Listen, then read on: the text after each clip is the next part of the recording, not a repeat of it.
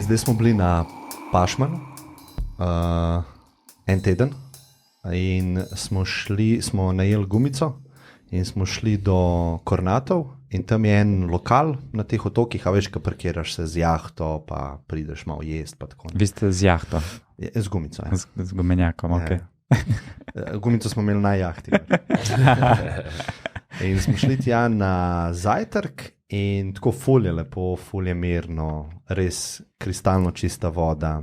In pridete natakari, Črnogorci, Bosanci, svašta, še od prejšnjega dneva so bili zmačkani čisto. Oni so že naprej pili. Tako res tak, na tem majhnem otočku živijo, dejansko živijo. Funkcionalni alkoholiki. Ja, mislim, ja, tako je zgledano. No.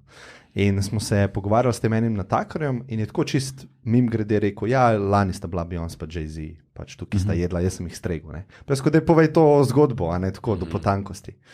In kar mi je bilo zanimivo, je bilo tako, ne, vsi so vedeli, da, to je bilo lani, da dopustujeta tam. Se pravi, imela sta neko 135 metrov veliko najeto, tam sta malo kruzala in pol en večer so njihovo osebje je poklicali 5 restauracij tam okoli. In so v vsaki restauraciji rekli, danes prijeta Jay-Z pa Beyoncé na večerjo. Bote redi. Tako, okay. Te restauracije pa niso poklicali. Njih so pa poklicali 15 minut prej in so rekli, čez 15 minut prijeta Jay-Z pa Beyoncé.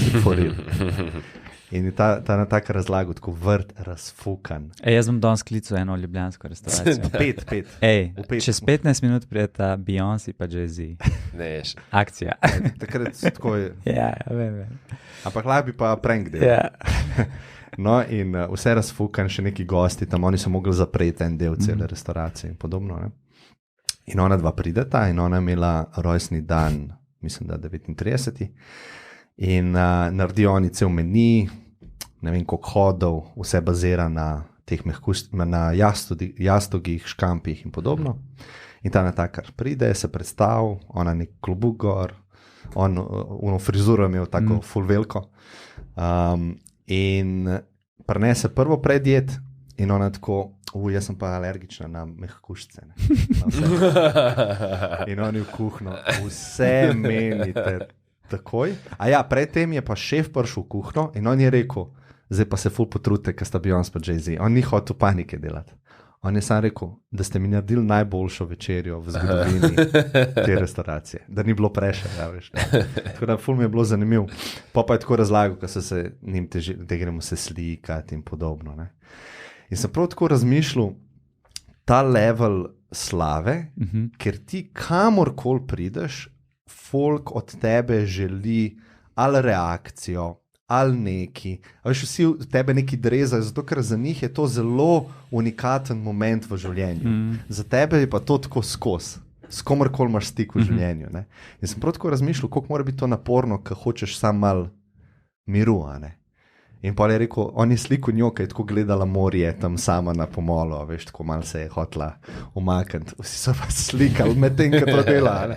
In zato je rekel, fakt, to verjetno ni tako prijetno, ker ne moreš se odmakniti. Ja. Škraba se ne strinja. Ne. Ne sliši ti toliko bed, ne? Ne. Bi preživel. Seveda. Ne, resno, pač bi zelo rad to okusil. Verjetno ne bom, ampak tako se mi zdi, da ne bi imel s tem problema.